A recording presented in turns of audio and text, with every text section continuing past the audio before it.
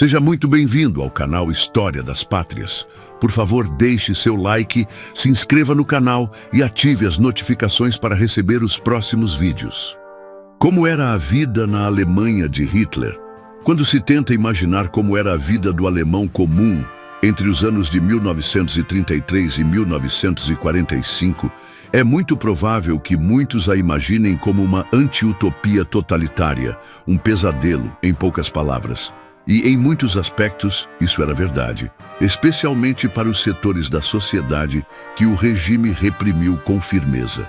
No entanto, quão diferente era a vida para os alemães que viviam de acordo com os padrões de Hitler. Hoje, falaremos sobre como era a vida da população civil alemã durante o Terceiro Reich.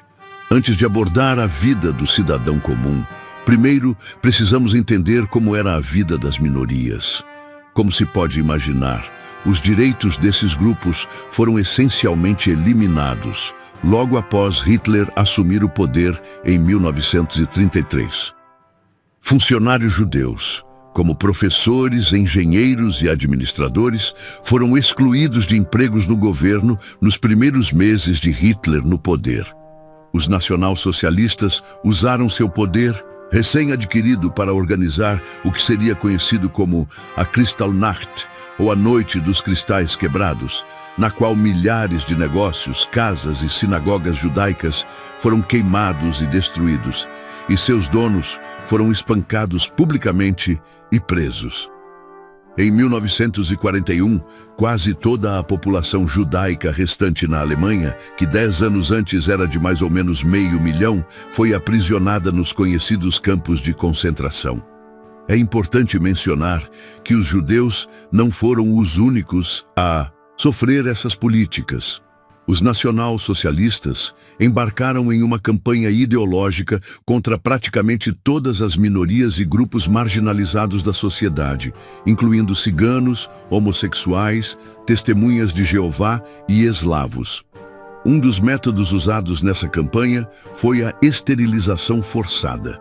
Em seu livro O Terceiro Reich no Poder, o historiador britânico Richard Evans afirma que, em essência, o regime de Hitler estava usando a esterilização para esmagar aquelas áreas da sociedade que não se ajustavam aos ideais do partido.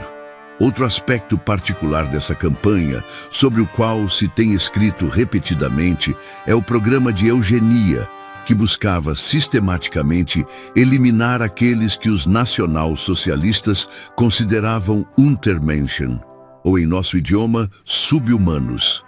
Por exemplo, médicos designados pelo Estado foram autorizados e instruídos a sacrificar crianças que, segundo os ideais do regime, não mereciam viver. No final, acredita-se que até 100 mil alemães, incluindo 20 mil crianças, foram eugenizados entre 1939 e 1941. A vida do cidadão comum. Agora que entendemos as experiências dos perseguidos pelo regime, examinemos como era a vida dos cidadãos comuns. Embora o papel dos homens na sociedade, sob o novo regime, não fosse muito diferente do anterior, as mulheres experimentaram uma variedade de novas expectativas introduzidas pelo Estado. Eles viam isso como a introdução dos valores alemães tradicionais para as mulheres, que incluíam modéstia, dedicação ao cristianismo, neste caso, um cristianismo influenciado pelo regime, e, o mais importante, a produção de filhos, vista pelos nacionalsocialistas como um componente crucial de seus planos para expandir a nação alemã. De fato, foi criado um prêmio civil, a Cruz da Mãe Alemã, concedido a mulheres que tivessem pelo menos 4 filhos. Além disso, Hitler introduziu a lei para a promoção do casamento, que concedia aos recém-casados um empréstimo de 1.000 marcos e lhes permitia ficar com 250 marcos por cada filho que tivessem.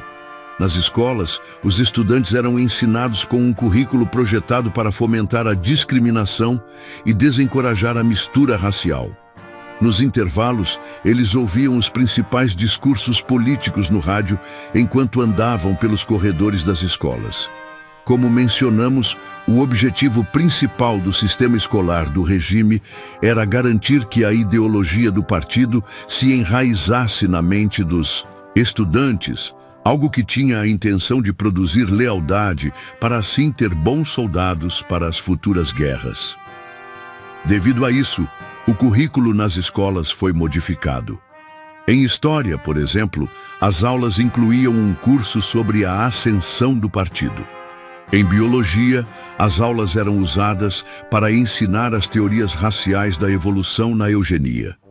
Em educação física, os estudantes alemães tinham 5 aulas de esportes de 1 hora por semana, enquanto cursos como química e matemática perderam importância. Desde 1922, a juventude hitlerista e, mais tarde, sua ala feminina, a Liga das Meninas Alemãs, tinham como objetivo preparar os meninos para o serviço militar e as meninas para a maternidade. Essas organizações eram incrivelmente populares na Alemanha. E em 1939, mais de 90% das crianças alemãs faziam parte delas. Durante esse tempo, até mesmo as instituições mais inócuas da sociedade alemã começaram a adotar uma inclinação nacional-socialista. Isso pode ser visto com o movimento do cristianismo positivo, um programa patrocinado para unir todas as igrejas protestantes da Alemanha em uma única igreja nacional que legitimaria e apoiaria a agenda do governo. Sob a direção do ministro da Propaganda, Joseph Goebbels, milhões de rádios foram distribuídos para as pessoas para garantir que as mensagens políticas importantes pudessem chegar a elas. Esses aparelhos eram conhecidos como Volksempfänger, ou, traduzido para nosso idioma, o receptor do povo. No entanto, essas medidas muitas vezes não produziam os efeitos desejados, pois a maioria das pessoas só estava interessada em continuar com a vida diária como existia antes. Reconhecendo que a maioria do povo alemão não podia ser completamente doutrinada, o governo impôs sua ideia ao Estado alemão por meio da legislação. Por exemplo, homens e mulheres entre 19 e 25 anos eram obrigados a fazer um tour de 6 meses de trabalho público, no qual cumpriam o conceito alemão de uma força de trabalho social. Depois disso, as mulheres podiam voltar para casa, enquanto os homens eram recrutados para a Wehrmacht. Essa medida fornecia uma fonte constante de mão de obra para o Estado. Além disso, o regime também apresentou o Volkswagen, o carro do povo, que tinha como objetivo fornecer um veículo a cada lar alemão, como parte da campanha de Hitler para motorizar a Alemanha. A economia e o fim do Terceiro Reich. No que diz respeito à economia, a Grande Depressão estava afetando o povo alemão de forma desastrosa antes que os nacionalsocialistas fossem eleitos. Em 1933, o desemprego era de 35% e a inflação era galopante. Naturalmente, o novo governo de Hitler prometeu melhorar o estado da economia alemã, algo que lhes rendeu muitos votos nas eleições de 33. Sua primeira prioridade era reduzir o desemprego na Alemanha, iniciando grandes projetos de obras públicas, como a construção de canais e o famoso projeto da Reichsautobahn, Autoestrada do Reich, que se tornaram a base das redes de autoestradas modernas. Além disso, o grande programa de obras públicas incluía a construção de hospitais, escolas e edifícios públicos, como o Estádio Olímpico de 1936. Apesar desse megaprojeto, foi o rearmamento que causou a maior parte do crescimento econômico entre 1933 e 1938, pois ele começou assim que Hitler chegou ao poder, mas foi anunciado publicamente em 1935, criando milhões de empregos para os trabalhadores alemães. Embora a Alemanha tenha afirmado ter pleno emprego em 1939, muitos grupos de pessoas não foram incluídos nas estatísticas, como o quase 1,5 milhão de homens que estavam no exército na época, os judeus que foram demitidos de seus empregos e as mulheres que foram incentivadas a ceder seus empregos aos homens. Mas, como a mão de obra feminina era barata, o número de mulheres empregadas aumentou, na verdade, para 2,4 milhões entre 1933 e 1939. Embora as reformas econômicas do regime geralmente tenham sido consideradas eficazes, a taxa de desemprego levou anos para cair a níveis estáveis. Apesar das promessas iniciais de paz, tanto durante quanto após sua eleição, Hitler envolveria o povo alemão novamente em uma guerra em grande escala. À medida que a necessidade de recursos para o poder do exército alemão se tornou cada vez maior, mais países foram subjugados à conquista de Hitler, algo que intensificou a guerra em escala mundial.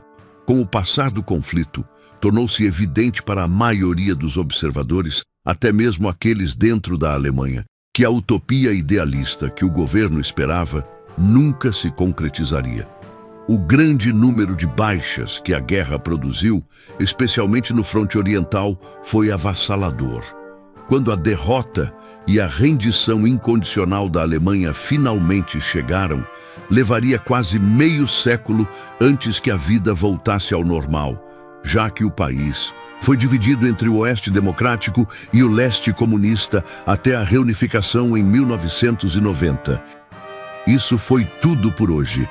Se você curtiu o conteúdo, comente aqui abaixo, deixe seu like e se inscreva no canal para não perder os próximos vídeos.